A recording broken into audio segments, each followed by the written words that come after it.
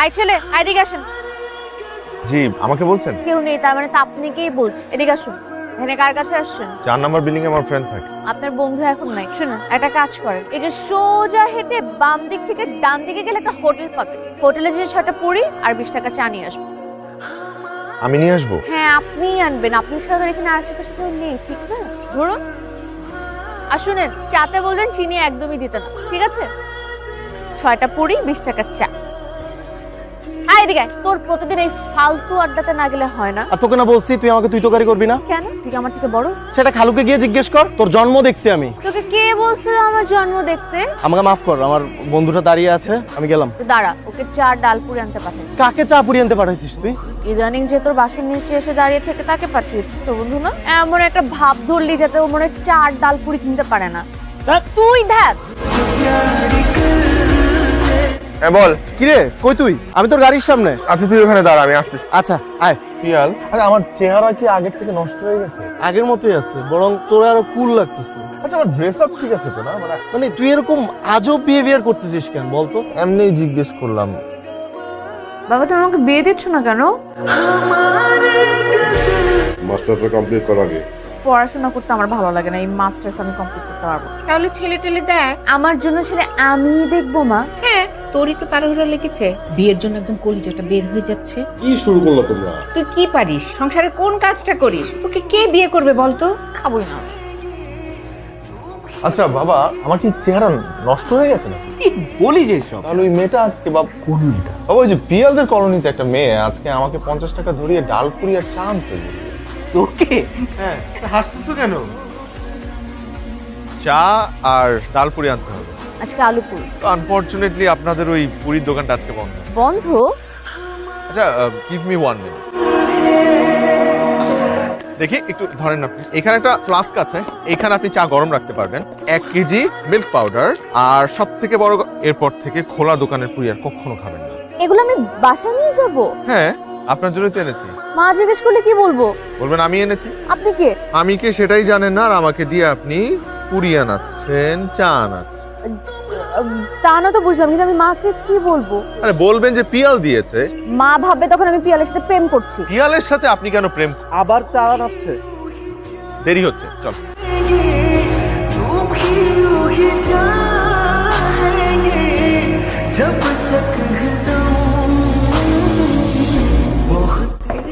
আমার কুলখানির জিনিস। কে দিল? এ তো অনেক টাকার জিনিস রে। এবার বল তো কে দিল? ওই যে আমাদের কোয়ার্টারের নিচে যে একটা বুড়া দারোয়ান আছে না, আমাকে বিয়ে করবে, খুশিতে আত্মহারা হয়ে আমাকে তুলে জিনিস কিনে দিবে। এগুলো তোকে দারোয়ান দিল তুই বিয়ে করবি বলে, তাই? দারোয়ান বলে এরকম নাকটা কুচকা লাগানো? হ্যাঁ। আর দারোয়ান তোকে বিয়ে করবে বলে এতগুলো জিনিস তোকে গিফট করলো, তাই না? তুই এক্ষুনি বের হ, বের হ আমার বাসা থেকে। বিয়েটা দাও, বেরোয় যাচ্ছি। আগে বল তুই এগুলো কে দিয়েছে? পিয়ালের বন্ধু মুনিম দিয়েছে। কেন দিয়েছে বল? কেন তুই দোকানে যে চা আনতে পারলি না? তোকে লজ্জা দিয়ে গেল, তুই বুঝতেও পারলি না? প্রতিদিন বিকালবেলা দোকানে এরকম লাইন ধরিয়ে চা আনাও, তখন তোমার লজ্জা শরম কাজ করে না? একটা কথা বলবি না।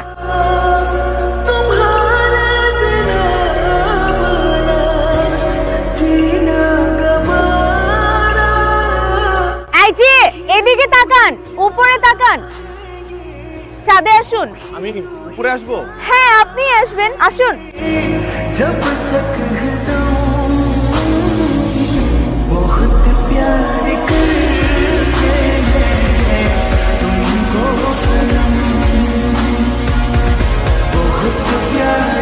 পুরি নিন, হাইজেনিক পুরি। আমাদের ছাদটা সুন্দর না? সুন্দর মানে চলে। আমার তো খুব ভালো লাগে। আর এই যে শ্যাওলাগুলো দেখছেন না, কিছুদিন পর পর রং বদলে, আর উপরে বিশাল আকাশ। আকাশ পছন্দ? আপনার? আমার তো আপাতত পছন্দ গরম চায় ডুবিয়ে হাইজেনিক পুরি।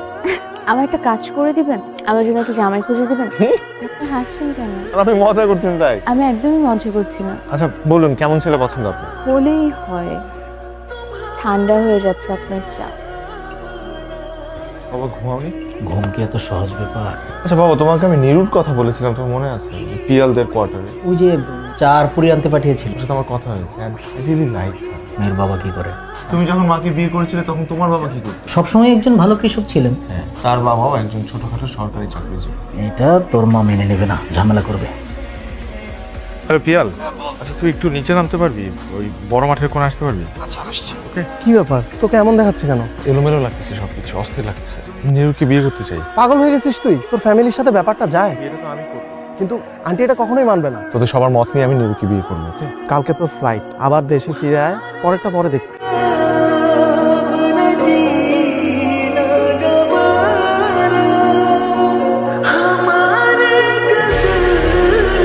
আমার হাতে সময় খুব অল্প। আপনিটা একটু বাদ দেওয়া যায় না? তোমাকে কিন্তু এই পোশাকে বেশ মানিয়েছে। ও, দিস ইজ ফর ইউ। ফুল কেন? এমনি। আর এটাও সিভি। সিভি? এটা তোমার বাবার জন্য। তুমি আমাকে দায়িত্ব দিয়েছিলে না তোমার জন্য পাত্র খুঁজতে, সেই পাত্রের সিভি এটা। আশা করি তোমার বাবার পছন্দ হবে। আসি। একটু থাকা যায় না? ফ্লাইট আছে।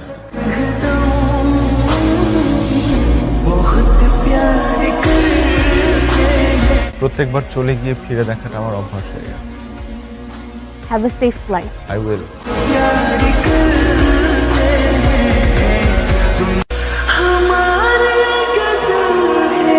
আসসালামু আলাইকুম আন্টি। পরিবারে তোমাদের কোয়ার্টারে কোন মেয়েকে বিয়ে করবে ভাবছে? সামান্য কেরানির মেয়েকে আমি আমার ছেলের বসবে কিছুতেই পারবো না। আন্টি, আমার বাবাও সামান্য একজন কেরানি। কি দরকার আমার ছেলের বছরে একটা মেয়েকে লেলিয়ে দেওয়ার? এসব বন্ধ করো। জি আন্টি।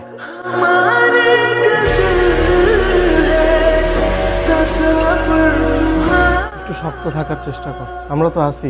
এলাকাবাসী, আত্মীয় স্বজন সবাইরে জানাই দেওয়া হয়েছে, কবরের জায়গাও ঠিকঠাক করে আসছে। হ্যালো, এত কিছু হয়ে গেল, আমি কিছুই জানলাম না। ইদানিং কি প্রেশারটা একটু বেড়ে থাকে? আমার প্রেশার সবসময় বেড়েই থাকে। ছেলের বাবা তো বিশিষ্ট ব্যবসায়ীর মেয়েকে বিয়ে করে কোনো সুবিধা করতে পারলো না। তাহলে এসব তোমার বুদ্ধিতে হচ্ছে? না না, বলো কি? আমার বুদ্ধিতে হলে তো এতক্ষণে ছেলের বউ আমার বাসায় থাকতো। তুমি ওই মেয়েকে মেনে নিলেও আমি মানবো না। যারা সংসার করবে তারা মেনে নিলেই তো হয়। তুমি কি মনে করেছো আমার ছেলেকে আমি আর দেশে যেতে দেবো? আঙ্কেলকে রাজি করিয়েছে, আন্টি অনেক ঝামেলা করছিল, আন্টিকেও রাজি করিয়েছে। ও তোর ব্যাপারে কতটা সিরিয়াস তোর কোনো ধারণা আছে? বিয়ে তো তোকে করতেই হবে। আমি যদি এখন বিয়ে করি আমার একটা না একটা ব্যবস্থা তো হয়েই যাবে। তুই একটু সময় নিয়ে চিন্তা করে দেখ। মুনিম তোকে অনেক বেশি পছন্দ করে। যাওয়ার পর থেকে আমাকে রোজ রোজ ফোন করে তোর খোঁজ নেয়। ও তোকে নিয়ে হাজার হাজার প্ল্যান করে রেখেছে।